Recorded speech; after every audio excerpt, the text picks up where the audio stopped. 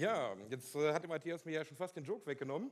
Also, wie gesagt, Thema war tatsächlich besser Klugscheiß mit Check&K. Ich habe also das Klugscheißen zum Beruf gemacht und Check&K ist einfach ein tolles Werkzeug dafür. Das heißt, in diesem Vortrag geht es also so ein bisschen darum, um die Erfahrung im Consulting des Check&K in Workshops beim Kunden, wie man dort das Check&K ausrollen kann in völlig unbekannten Umgebungen, um dort ja, Themen zu entdecken, Probleme zu entdecken und auf diese Weise auch den Kunden durchaus eben zu überzeugen, indem man halt eben ja, den Finger an die richtige Stelle in die Wunde legt. Nun gut, dieser Vortrag ist insgesamt, ja, oder beziehungsweise nein, vorab zu mir. Also wie Matthias schon angekündigt hat, ich bin von der Bechtle, Standort Solingen, System aus Solingen. Ja, bin dort Senior IT-Consultant oder wie meine Tante sagen würde, irgendwas mit Radio- und Fernsehtechnik. Beschäftige mich schon seit den frühen 2000er Jahren mit Nagios, zu einem Zeitpunkt, als es noch NetSaint hieß. Und seit 2011 bin ich dann von einem Kollegen auf Check&K gestoßen worden und seitdem, naja, packe ich Nagios nur noch freiwillig an, wenn ich es ablösen darf. Nun gut. Ja, der Talk ist insgesamt von den Themen her, von den Geschichten her, die ich erzähle, ein bisschen netzwerklastig. Gegen Ende rauskommen aber auch noch andere Themen. Hängen da halt einfach damit zusammen, dass ich halt eben auch aus dem Bereich Netzwerk komme. Gut. Ja, nochmal eben zu der Folienänderung. Also auf den letzten Drücker kam halt eben der Request, das Scheiße muss aus dem Vortrag verschwinden, zumindest von den Folien aus dem Programmheft. Ja, Matthias Kettner wird seriös, wie man feststellt, auch so an Kollegen Schulte, der dann von gestern auf heute mal sein Iro von der Perücke auf den echten umgebaut hat. Nun gut, legen wir los. Ein Ansatz, den ich halt eben bei Monitoring in komplett unbekannten Umgebungen mache, ist, dass ich das Check&K erstmal auf alle Switche ausrolle, ja, und dort wirklich auf alle Interfaces. Und dort fragt der Kunde dann tatsächlich, alle Interfaces, Access-Boards, die interessieren mich doch nicht. Ja, zumal er sagt, nee, also im Netzwerk da haben wir eigentlich keine Probleme, Herr Wilms, die Regel können Sie sich sparen. Ich versuche mich dann an dieser Stelle halt eben durchzusetzen, weil das ganze Ergebnis, was dabei rauskommt, ist ganz klar dieses. Ja. Das heißt also, So that means I always found a network fault, whether it's duplicates, mismatches, or whatever, because the customer went from auto negotiation to some static solution. And yeah, so many different reasons, but there's, I don't know, patch cables that have problems, many of them actually, and you find them by setting intelligent rules. Okay, that means, as you can see in the slide, my recommendation to customers, or what I actually do during workshops, because I am a smartass, that's what they pay me for, is that I just monitor by names, and then I set rules based on those names. So I'm not interested in the interface, I'm just interested in names, and I do that by description or lias, depending on how it is implemented. So for the switch, I think I have to do a lias and then switch. So I can't remember everything, it's just trial and error a little bit. In addition to that, we also want to have all starting monitors. So that is also something that's necessary because I'm going to have to differentiate later on if it's an important port or access port. And I also have to have all of them included that are down at the moment because they could go up anytime.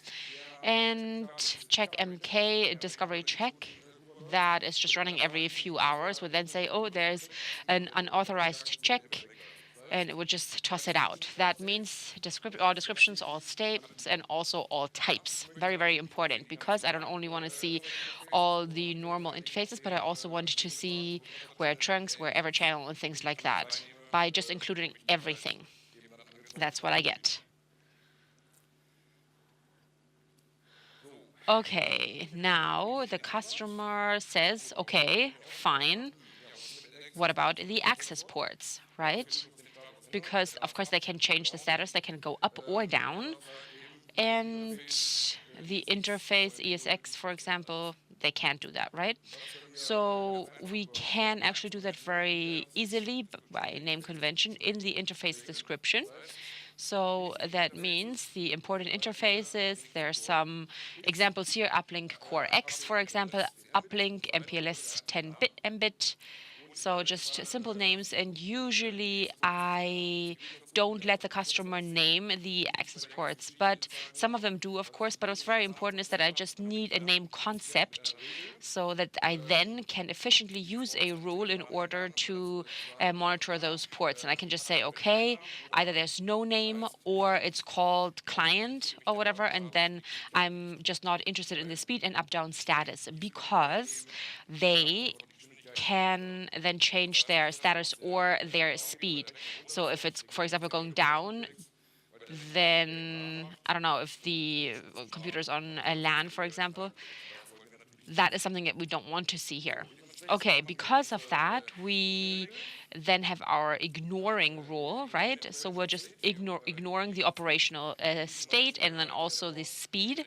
And if the port doesn't have a name, then we have the interface with a running number, or there's just no name.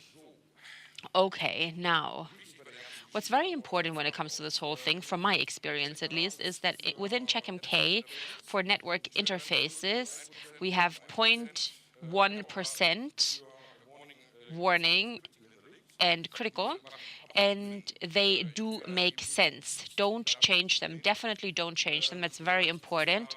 As soon as I have a problem, I have one in a network, I can work on that, and I can usually do that very easily. And there are big effects. So I have a little bit limitation right here. So there's a Wi-Fi and a pass arrow that can then, as you can see here, there is an exclusion. So in that case, you just have to up them. Okay, now, why do we do this whole thing? Well, as I already mentioned, I can find lots of different faults in there. Very popular ones as well are, for example, broken patch or installation cables. That happens more often than you'd think. There's also dirty fiber optics that can happen. I mean, sometimes you can see how customers actually handle their fiber optics. Sometimes they're just, I don't know, plugged in without the ports being cleaned and things like that. Also configuration errors, auto negotiation, for example. And that is definitely something that is very, very common. And a lot of people don't have a good understanding what auto negotiation actually does. They think it's just a magic, but instead it is just auto negotiation protocol or log is the same thing, you know. And if it's just say the network, oh, I can do this and that, what can you do? And there is no answer. There's a duplex mismatch, and this mismatch is then underappreciated, sort of, because it's just a duplex mismatch, but in reality, out of 100 Mbit, it might only be 2 Mbit, for example. Okay, and now I'm gonna need some water.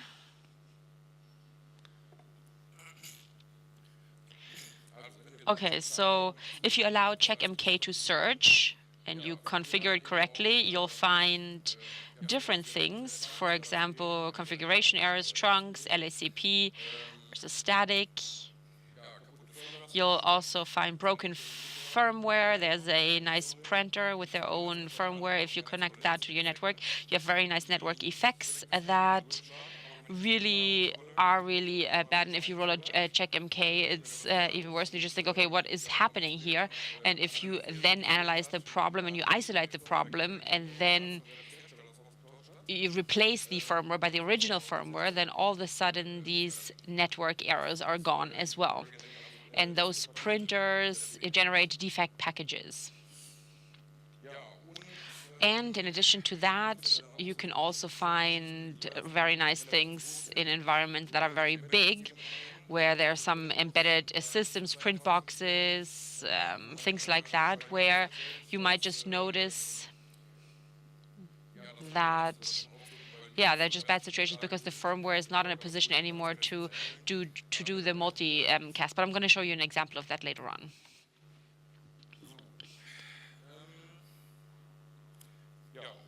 Okay, and what else can you find? Well, you can, I'm not sure, but I always learn new things every day, each project. That's why I can just recommend to do exactly that. All right, now let's look at a couple different stories. My presentation is called Tales of Daily CheckMK Usage, so I'm just going to give you one of those tales. So a customer of mine for a city. They have a big metro network with swimming pools and whatever. They're all remotely connected, and we just rolled it out. And during the rollout stage, I found errors on one uplink interface, which was then connected to the remote location. So since my personal standard is, okay, we're just going to change the patch cables. If that doesn't work, you're just going to have to check if there's another cable that you can switch to. In this case, it was really the patch cable, which was probably just dusty or dirty. And all of that was just replaced easily, and then afterwards all these errors were gone.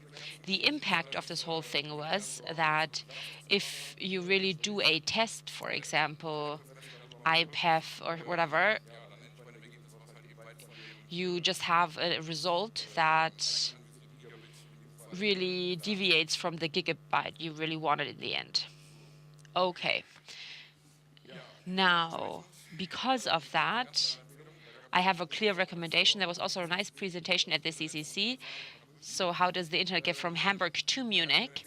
And I can only recommend be very careful when it comes to optics cables. You know, like I said, customers have them somewhere. Customers try to give you those cables, and you just have to tell them, no, I just want a new one that's still packaged. And as was discussed in the CCC cable, always clean them, always. Every time you plug it in, don't discuss it, just do it.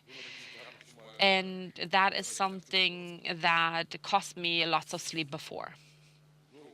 All right, now, another nice example is a monitoring, also in an unknown environment. Usually, I do like to use CheckMK as a workshop with the admins because they're supposed to be able to do it later on by themselves. And of course, acceptance when it comes to errors is close to zero. But in this case, the admin said, no, please do it. I don't have time for it. And I just started. I just asked for Excel lists of the equipment. So I did the CheckMK rollout throughout the switches, and I already noticed one switch, there is an interface error. So I'm going to have to look at that later on and see where they came from. So I do more rollout, and then I reach the servers. I do the rollout on the server, and then I notice, interface errors. What is happening? So maybe there's a connection. So I had a closer look. And I just checked where's what, and I then named everything, and then I noticed, okay, it's a trunk. And I then named that trunk accordingly. So I just went admin server 30, so I see them right under each other in the search list, and I then, if it's possible in Cisco, you can do that. You also use the channel. And then you see, okay, 10 gigabyte, 20 gigabyte, and so on. And in this case, I just checked that and I thought, something's wrong here. And I saw that the trunk 100 mbit, 1 gigabit. And I just thought, oh no, that can't be. So my first guess was there's something wrong. There's something with the auto negotiation that might have been hard. I controlled the server, everything, and that wasn't the case. So I thought, okay, the only thing that's left is the cable. So I unplugged it, I plugged it back in. I used a different patch cable, I put it in, and the error was gone. Okay, great. Problem solved. Right after my lunch break, a lady ran in to the admin, talked to him and said, okay, Dieter, what did you do with our SAP server? And I said, oh, nothing. Why? Well, it's super fast all of a sudden. The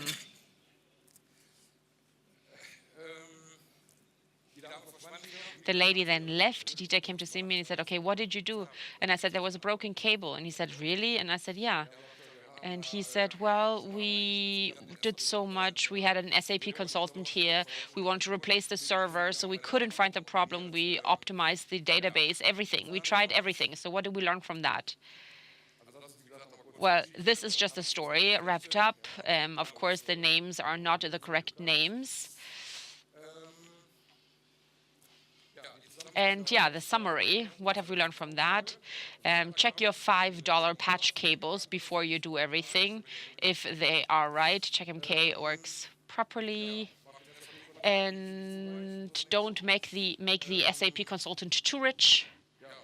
And yeah, as the admin said, they tried everything, RAM, CPU, they just tried to get rid of the whole server, but it was just a cable, you know? So if there are rules, don't discuss it, just do it. Take all network ports as well. It's not that expensive. And yeah, just do it.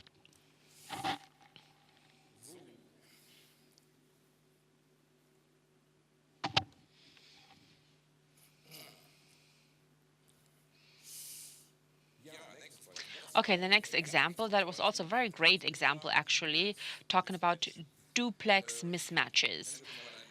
We're gonna call it an expanded duplex mismatch. There's a car dealership and they called me and they said, okay, can you check? There's a problem. And I just drove there and I looked at everything, their location, and they only had 2 Mbit and it was way too slow, but only one direction. And I just asked them, okay, is that Deutsche Telekom? Yes, yes, yes. And I said, okay, let's go to their location. So I just rolled out CheckMK on the switch where they had the company connect. So I knew it was to come, but I wanted to introduce CheckMK to the customer. And they saw directly that there were errors on the uplink interface towards the connect router. I just checked it and I saw, okay, there is this duplex mismatch. Why? Well, why did I know it? Deutsche Telekom, for all professional connection, company connect, everyone connect, and so on, they turn off auto negotiation and they just install the port. So they just do 10 Mbit full duplex or 100 full duplex and so on. And of course, if it's speed higher than that, you can't do that anymore. But that's what they do. So error was duplex mismatch. And I thought, okay, you know what? I'm just going to do the opposite on 100 full and then it's going to work. And then the link was gone. And I thought, huh, okay, that's interesting. Did you book that? Yeah, we actually got rid of that last year. So some of you might already know what the result's going to be. I called Telecom and I told them, okay, you know what, this is our situation, this is our problem. And they said, okay, we're going to get in touch. And then they called me and they said, okay, you have auto negotiation on now. Can you check again? Telecom never likes to turn on auto negotiation, so you really have to negotiate with them to do that, because the customer went from 10 megabytes to 34 Mbits, and Telecom also had the shaping in the backbone 34, but they did not program the port, and that was still remaining on the same number, and that's why we had the 100 Mbit full duplex link that couldn't work. So what's the conspiracy theory behind that? I was talking to a network operations center employee of Telecom, and they said, why do you do that?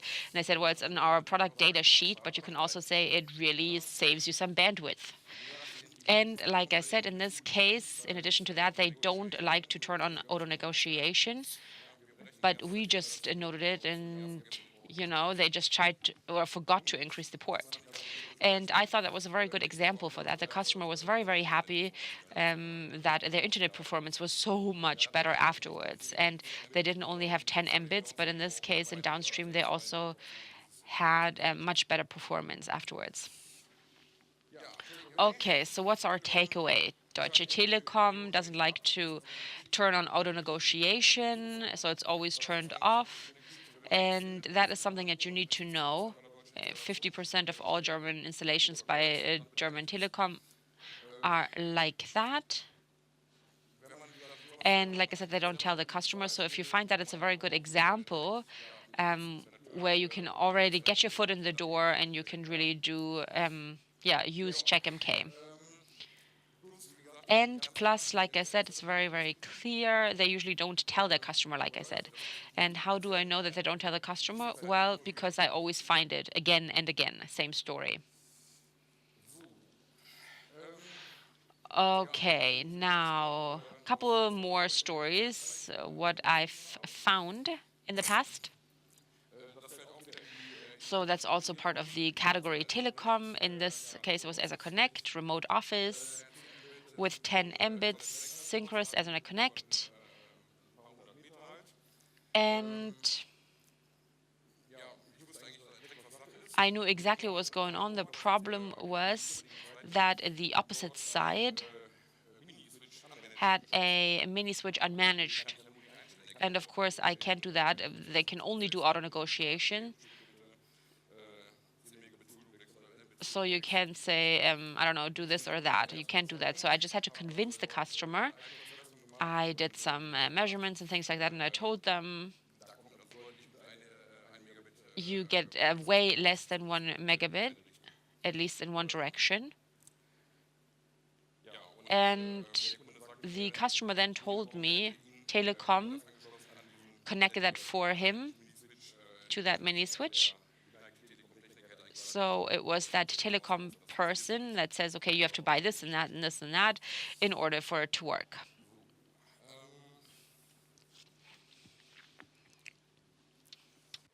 Ja, ein anderes Another nice example would be a history story. There was a rollout, and there was check-in already on the network switches, and I had convinced the customer of creating a MAME concept for the important ports, and then we approached a switch, and in that there was errors on pretty much all switch ports. We thought, okay, maybe let's have a look at that. Looks interesting. We looked at it closer, and then we saw that all the ports were set to half duplex on a 100FX switch, which is more in the category of you could do that, but it's really weird. So this was a clear configuration error.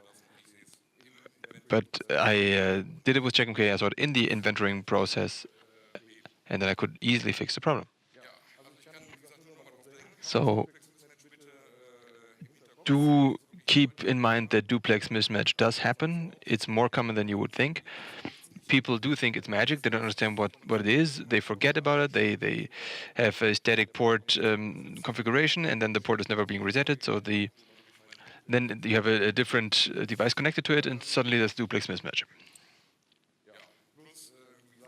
Plus, yeah, do not underestimate this issue.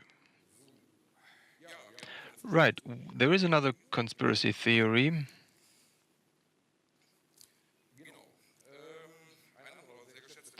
Another highly esteemed customer, they produce seeds. And to create seeds, you need to have a lot of space. And where space is cheap, internet is expensive. So they're called country locations, if you ask Telecom. The customer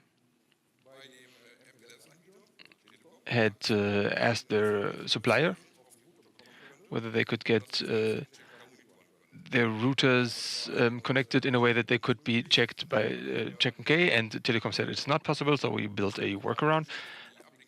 And we simply took the uplink ports from the switches to the routers in other locations, and we gave them names, and we gave them a name concept in which the speeds of other locations were entered as well.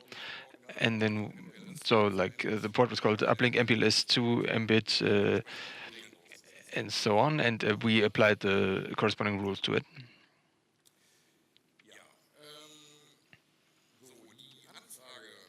The request from Telecom for SMTP, because we wanted to measure bandwidth, and Telecom said your lines are at full potential. We have to dig holes for new lines, costs 30,000 euros or something. So please insert money here. So we monitored it ourselves, because this is where the conspiracy comes in. Companies have capitalistic motivations. So do not ask a provider whether you need a new line or not, because you know the answer. So what we did, our solution was we gave them a naming scheme for the switches to the MPLS routers. We put the speeds in there and applied rules accordingly that matched these speeds. Then we put the monitoring on it. We gave it upper limits, not at 100%, but at 90 or 95%, and averaging maybe at 5 to 15 minutes. And this way you can detect anomalies easily. It looks something like this. My interface in the switch was named like this. The rule was applied to this service name. I enter my 2 Mbit from the synchro line. I could do the same with an ADSL line. I enter my threshold and my average so that peaks can be picked up. And then there was a little story with this. About 2 weeks later, the customer called me and said, Alex, we are over a threshold for more than an hour now. Could you please take a look at that? And CheckMK only says this is the needle in the haystack, so we had to dig in a bit deeper. But for this, we did a net flow analysis with NTOP, and then we found quite quickly that SSH was blocking the connection. And then the customer said, "Yeah, we're working with the university," and the students did not know that we have such a small line. So basically, the students were uploading, downloading data. So the bandwidth limitation within the SCP was the key. So we told them just use 1 Mbit, please. So we found the needle in the haystack, and when we analyzed the haystack, and we then found the problem and solved it. Here's another nice example here. Now in wireless LAN. Things to consider. The same customer had decided in the Netherlands to replace access points for new generation access points. And he did that, and he did it on a Sunday, which you can see here, because I had the 100% packet loss, and then we ping an access point, and it was gone because, it was gone. It was being replaced at the time. And then the customer called me later and said that in the past there was packet loss a little, and then after the replacement there was a regular packet loss. And we analyzed it, and we thought it's about total traffic maybe. So we did traffic mapping, and we were looking at the ping packages. So the latency is going down actually. But which was something that did not go down was the error rate. And then I looked at the uplinks where the access point was connected to, and then they were on a 100 Mbit board. And so the customer did not only change the access points, but they also changed the underlying infrastructure to 100 megabit, because the uplink port could do 100 Mbit, because now on the radio there was a lot more traffic than can be handled, and this led to this. So they set it down to 54 megabit, and the customer went switch shopping, and then we solved this problem as well, because it was actually going down to the level of the manual scanners. It's a storage facility, packaging and stuff, shipping, and they have wireless manual scanners, barcode scanners, and they were often kicked out of the wireless application because the traffic was just too high, because some laptop suddenly came in, or somebody was using the guest internet with 300 Mbits on the access point, and then that access point had to decide which traffic do I handle, which do I drop. So that was quite a nice example of what you can do with the metrics. A few other examples. I was talking about those printers before. The original manufacturer is Kyocera. They did nothing wrong, so I can name them. But there is a company that is selling them rebranded under their own name as a leasing model, and they create their own firmware for it. And they say if I include them in my network, then suddenly on all the ports these printers are connected, I have CRC errors. So this firmware produces broken packages and puts them on the line. So these packages have to be dropped and logged. And with CheckMK, we can, of course, monitor that. So first, I was clueless. You wouldn't believe that firmware like that could end up on the market. The solution was to all this that we talked to the manufacturer and with Kyocera, and Kyocera said, yes, sure, you can have our firmware. So we reflashed them, and then the errors were all gone without any loss of functionality for the printer. Why the hell they do a custom firmware, nobody was able to tell me.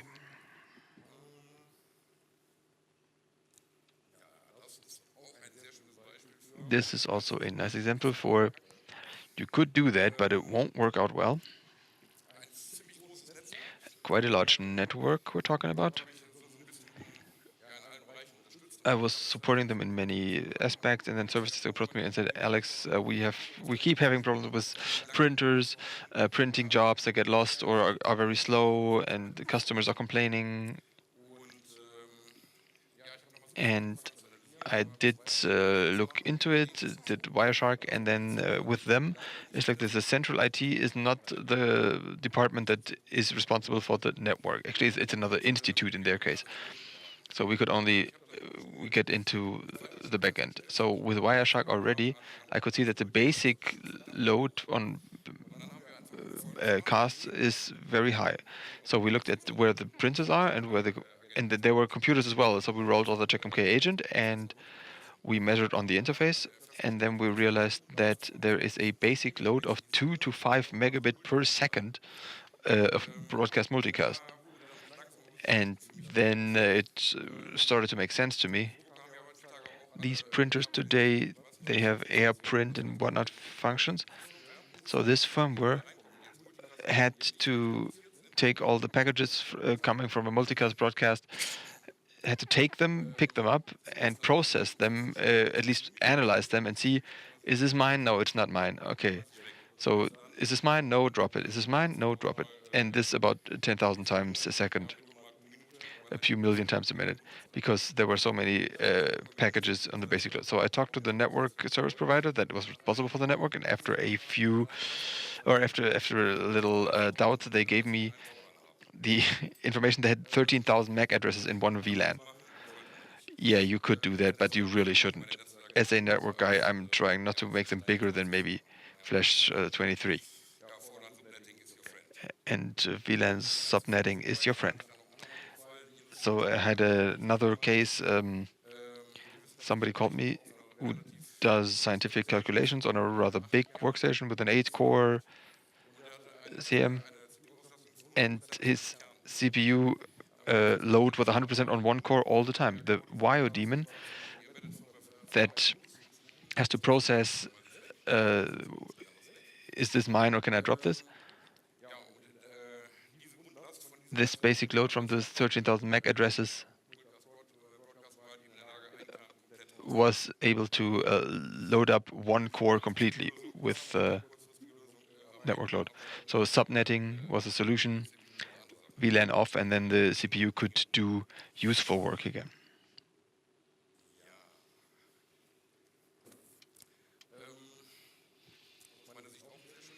Another very nice example from my point of view. At one customer's, I built them a network over a remote system, and I was almost finished, and I did the final check, and I did get DNS timers all the time. And I wondered, and I thought, okay, DS was very slow, and mail is DNS heavy, especially if I do mail checks and stuff. So maybe take check and look at the lines, and I looked at the line, and I realized then that the bandwidth usage was about 0. There was not really much happening, and still I got this DNS timer. And then I looked at the graph underneath, the package rate, and suddenly there were a few thousand packages per second, which is weird because if I had a bandwidth at only about 200 kilobits, but in thousands of packages per second, so I turned on Wireshark, TCP/IP on the firewall, and looked at it in detail, and it turned out that the POP3 connector that was checking emails at the provider and wanted to send it to the exchange. And then we realized at the provider it was configured that mails can only be 100 megabytes. Locally it was set to 10 megabytes, and this quality programming made or came to the conclusion that must be an error with or a network error. That's why it just kept changing the packet size down. So of course the customer didn't really realize that putting 100 megabytes on one end is a limit and 10 megabytes on the other end will lead to problems. This was also a nice thing here, a big CheckMK rollout in a large environment, hospital environment here, and the customer is using Sisters.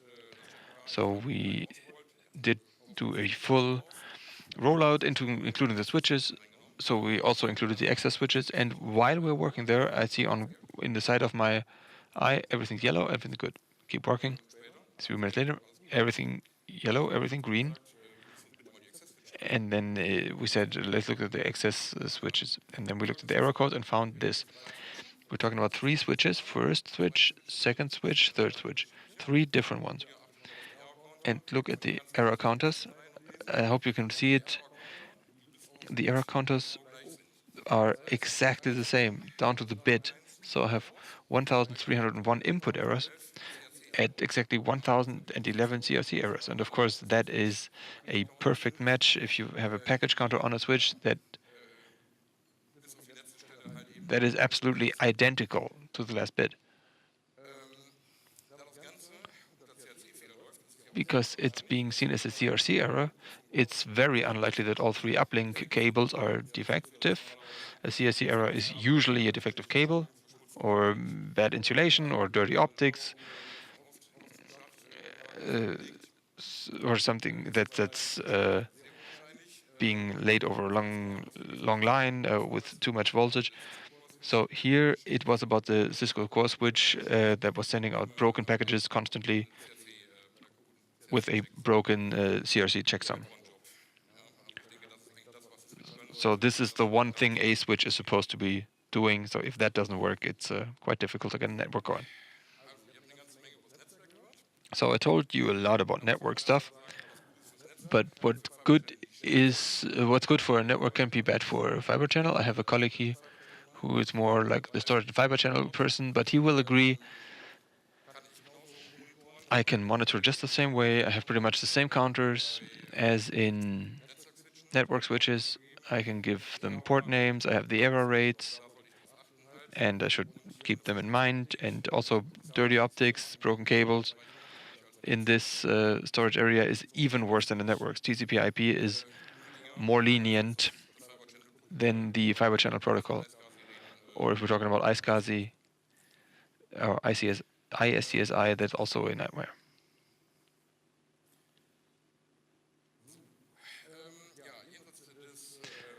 Beyond the network, there are some personal best practices and a few more stories. How I set up Checkmka, how I recommend it. Let's start with CPU load. Since 1.4, I think, you can set a rule, alarm me at a CPU usage over a high period of time, looking at a single core.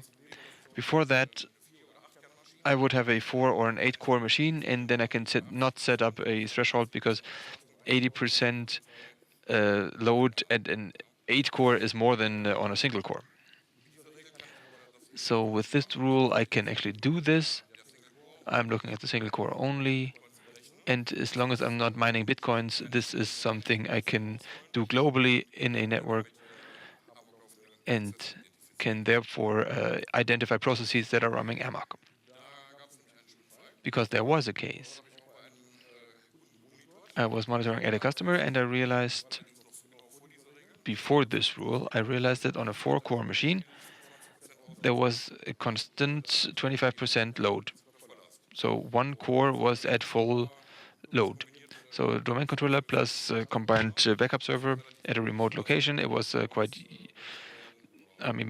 was quite common that they were mining bitcoins there. So one would have to see what's going on there. And the customer said, well, the server is running slowly anyway. It's too weak anyway. But this did not convince me, and I wanted to have a look. And this time it was the backup software that wanted to write a logging after x86 rules, and it kept trying, but it didn't have the permission to do so. So all this used up all the load, and we researched that. It was a well-known bug. There was a more or less automatic patch for it. So we did patch it. The result was load was going from 180 watts to 90 watts. So sometimes an issue like this can burn a lot of energy uselessly. We have another problem. If I don't know what the problem is. It must be a network problem. Network people will know that.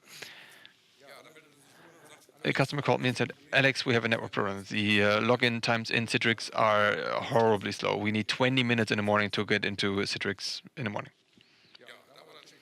And then CheckMK was present there, so I picked it up from the customer and it didn't have any other information. And looked at all the uplinks and looked at the alert history. And as I had the rules on all the network ports, I could, as I said in the beginning, I could see there was nothing wrong with the network. Then I thought, okay, what machines are involved? I looked at the Citrix server, and then I asked them, where are your profiles? On the file server. Ah, okay. Check MK, check out the file server. There's one CPU. Oh, that's something you shouldn't do. So the file server had one CPU, and especially in the morning in login times, it was handling commands, several simultaneously. But it was also doing the virus check. But if I do that with one CPU, of course, we have a serial usage. So we gave the machine 4 CPUs, and the network problem, the so-called network problem, was gone.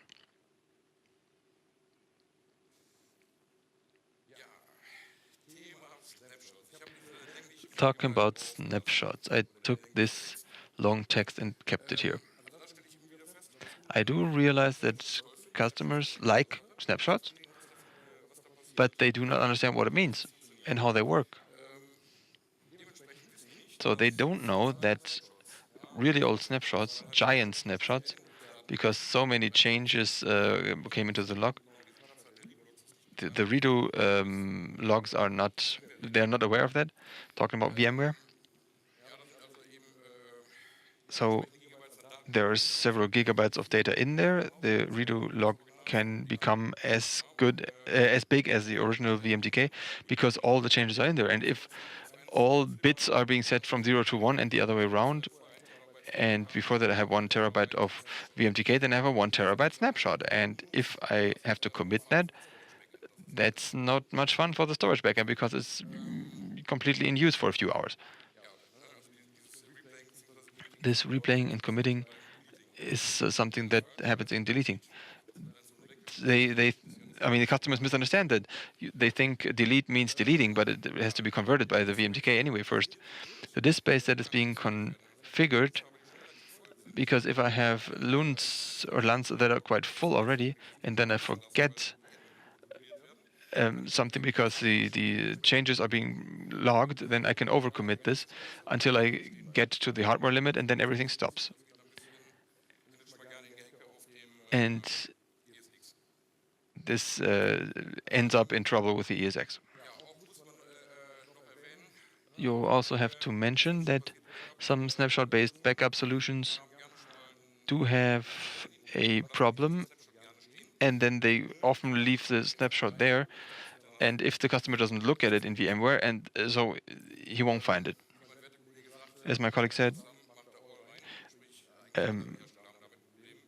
every customer has problems with that, and all the suppliers have problems with it. If something hangs up, then the snapshots just stay there.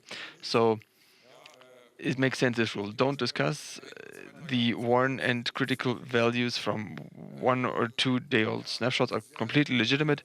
It's very unlikely that you have a snapshot that's 30, 50, 100 days that will ever be used again. So I do find old snapshots and thus can react. And if I do need them longer than then, I can just acknowledge that. But please enter this rule you see here. Convince the customer they have to do it. Everything else can be solved with an acknowledge.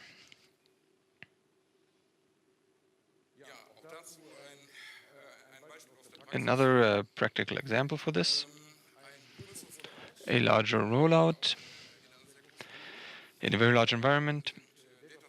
There were data centers that were being built from scratch, and CheckMK was rolled out, and I made my rule as a standard that you just saw there. And then on every VM that was rolled out, I found a snapshot that was about 200 days old.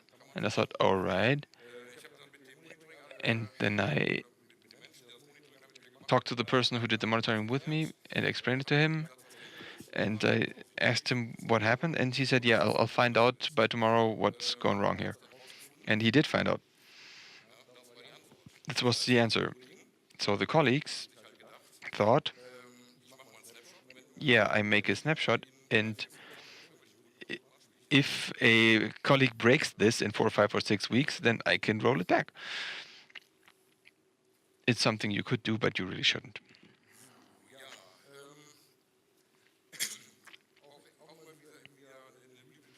Another one of my favorite discussions with a customer is I suggest to your customer, let's see.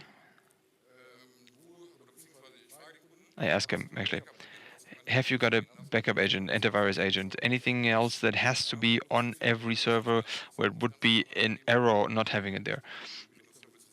Because you can do this through the manual checks or the Windows Service Discovery, but here in the manual checks, I just configure things like this. For example, I do it with customers, and it actually started with a customer project. They have many external partners, industrial control, and they like working with TeamViewer, and the customer can better check which customer is using TeamViewer at what point in time. So I said, put the TeamViewer on manual, turn it off, and I will make sure that it's green all the time, and when you turn it on, it's yellow.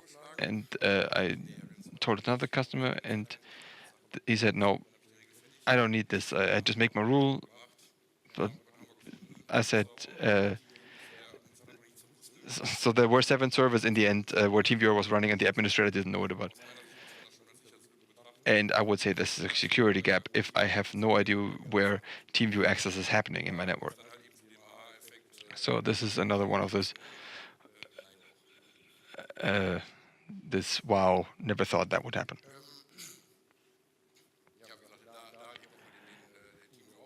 So here the TeamViewer was inserted. What I also do in many environments, I used to use Windows Server and specify them manually. I look for everything that's called Exchange or something. In larger environments, that doesn't work anymore. So now I do a discover at any auto running, and then have a negative list for the Windows standard services that are getting disabled, because I'm not interested in kernel 32 running, because I do know if it's not running. But this leads to very quick monitoring over services, and I can tell the customer if everything's green, fine, and if anything's red, at least you know. And there are just 2 simple rules for this. So it's one of those standard things I would or I do like using. So that's actually everything I have to say. I thank you very much for your attention, and I am here 5 more minutes answering questions, and then Matthias has an announcement to make.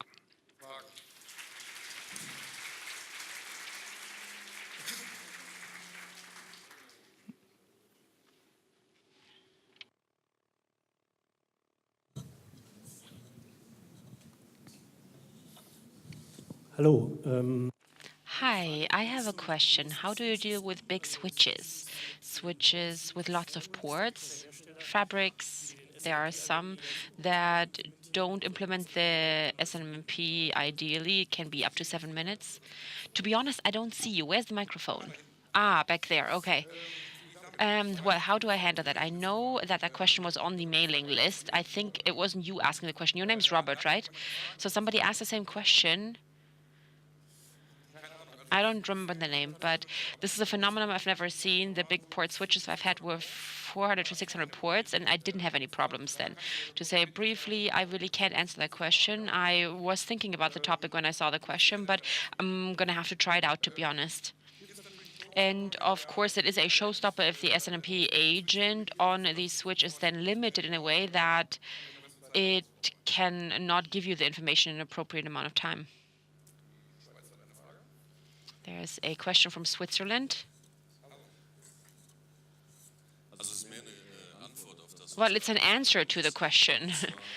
Lars actually did that for a former employer of mine. He implemented something so that you have specific OID that you can exclude. So you can just have a range of OIDs. Because we've had that problem as well. 7 minutes, things like that, maybe even 10 minutes. And then you have 10,000 results, and I might only need 100 of them. So there is a possibility to actually set a range of OIDs for something like that. Just maybe that could be helpful. That's why I said it. Or maybe also to add to that, because of these limited OID ranges, the data is then from SMP. It's different than working with EBIT services. But if you get the information and then exclude it later on, that's why we actually have the OID ranges. Well, I also have to say that CheckMK only gets the data that is categorized. Well, not for switch ports, because usually it's more efficient to really get all the ports with a walk. If you had to pick individual ports, it would be a lot more inefficient overall. Okay, but like I said, in real life, somebody might have tried it here. We've just heard. You were telco, right? Was it telco? Of course, those are big, big switches, and maybe, yeah, what I'm handling, I would say the biggest one are 400 to 600 ports, and in that case, it was always fine. Whereas I've had some problems with SNMP things when it's USVs, not the really big brands, but as an Italian brand, for example. And yeah, I sometimes have problems with that, but not with switches as much. Even though there's one thing that stood out to me, Cisco sticks, if you stack them, and if it's more than 4 or 5 devices, they also have a problem. If you use SMF3 v3, you can do that out brief or not. So authentication, encryption, or both, and usually you want to do both. But there's definitely performance problems there, or performance topics. So of course, if all of this can be done in a management area where you can say, okay, I don't need the encryption necessarily, then you can monitor them. But you can really tell, I have one management that is using a stack and it can not actually include all ports. Anybody else? I have a question about the ASX snapshots. I think you're always using a standard setup that you use as a piggyback, right? And I sometimes am in a position where I really don't have all VMs in my monitoring, and I want to see all snapshots in order to get rid of them. Do you have a trick how you show them differently? I do not. I do not. Matthias? I don't know. Can we ask Lars, maybe? Andreas. Yeah, about this question, what I do, I have all VMs as monitoring objects, regardless of whether or not they're really monitored or not, because then they only get the ASX data. They don't have an IP address or anything. And then we only have the piggyback data from the ASXM. And in OMD, they get their own folder with ESX-only checks, for example. And if you do that, even in bigger environments with more than 1,000 hosts, that still works pretty well, where really nobody wants to monitor the machines because they're so small or whatever reason. Maybe that could be a good approach, that with the ESX server, that should be able to be configured, because I know that with the EAM plugin, you can do that on the backup server. So maybe just, yeah, as an idea. Even though Andreas' approach, I think, is very valid, I would do the same thing. Of course, if you have hard conditions that you can't include VMs, for example, if you don't see them, then of course you also don't see piggyback data. It's going to be there, but they're not going to be evaluated. And then the question is, could something be done? Should something be done? But like I said, the solution we just heard, I like it. Well, it's probably not so difficult to implement. You only have to use the agent output and get rid of the piggyback data, and then yeah, send it to the host directly. One more thing about the core switch is what we've done with customers. What was really fun was that the load increased overnight, and we analyzed it, and we noticed that there were a couple of extra gigabytes, but they weren't patched. And because of that, Lars added in another patch in order to limit OEDs, and it was temperature sensors in the GVX that took too long. And what is true for Cisco switches is that temperature sensors, if you read them at the moment when the SMP walk is on, and that's just time consuming, and there's latency in the Cisco switch, and because of that, the whole walk just takes longer. And even GBICs, which aren't patched, are red, and because of that, you can now limit OEDs. All right, great. Then I just have one more thing. Do you have that clicker somewhere? Yes. Okay, so we already heard this morning that the most important trends are cloud monitoring, container, and so on. And I would say that's not completely right. The hottest trend is monitoring of bees. Linux Magazine also has something. They sell it as something that's great and new. Alex has been doing that for a very long time, a lot more professional. And for that reason, Alex has his own honey edition for us, the CheckMK honey. So the bees of that honey are monitored using CheckMK, and each one of you can take one of the glasses. We prepared it outside. Can you tell me a little bit about how that's done technically? Yeah, I can. So in 2015, in our association for beekeepers, they were talking about the website. The website wasn't looking nice, and they were right. So they said, okay, you do IT. And I said, yeah, well. And they said, okay, you're going to do the website. I said, well, I'm not a designer. And he said, I don't care. So now I have to do the website, and I also have to produce some content. And a friend of mine was actually helping me, and he said, you know what? I went to Hacker Day, and they do NSA for bees. And NSA for bees was actually pretty cool. I looked at that, and based on that, I then developed my own methodology because I found some problems in their program code. And yeah, I then decided to just work on it. I extended it, and yeah, what are they measuring? What are they doing? You can just see the beehive right under the beehive right here. You see just this metal, part, and this aluminum block is actually connected, and it just measured the Wheatstone bridge. And since I am a big CheckMK fan, I just thought, okay, maybe we can implement that in CheckMK. We can use the system and, yeah, just do all the graphs, weight, temperature, and so on. And there's also a solar version for that. You don't have to pay attention that the ion battery is decharging so that there's no fire within the beehive, and that's why I'm using monitoring and also alerts. Why is it important to know the weight and also the temperature of the beehive? Well, the inside temperature tells you whether or not they're going to be alive next winter, right? Bees also just like a certain temperature within their beehive. If that's good, then it's at 34.4 degrees. So you can see that very well. You can see that graphs are starting when, I don't know, they are actually waking up, it's higher, and so on. And when they're sleeping, it's lower, right? And in the winter time, you could also see if the outside temperature is at 4 degrees and the inside temperature is at 4 degrees, okay, they're going to be dead. Your beehive is dead. But if the temperature is at, 4 degrees outside and, 15 inside, okay, the bees are inside, but they're not on the temperature sensor because they're sort of like very close together in the winter time, but they're together, so they're still alive. What's most important is weight, because I can see exactly, okay, how much did they bring back, how much they bring back into the beehive, and so on. So you can see, or like I said, I have some years where sometimes they weigh up to 7 kilos more per day. And I mean, that's a lot for those little tiny bees, right?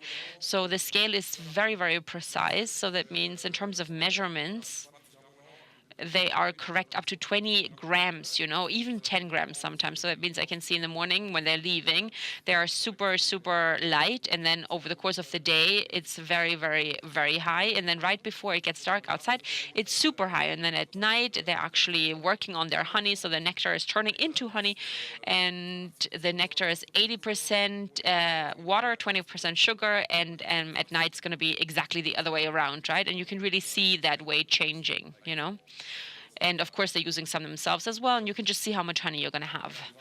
And those scales are also available as professional scales, a lot more expensive. And also the measurement is not as precise, which makes it, and I'm very honored, which makes it where the head of the Bee Institute in Maine called me and asked, can I buy that? And I said, I don't have time for that, call CheckMK. There's open source up there. You can download that. You can just do it yourself. And yeah, I said, okay, send a student over here and I'm going to show him. And that's it. Okay, great. Thank you very much for that, Alex. That was very interesting.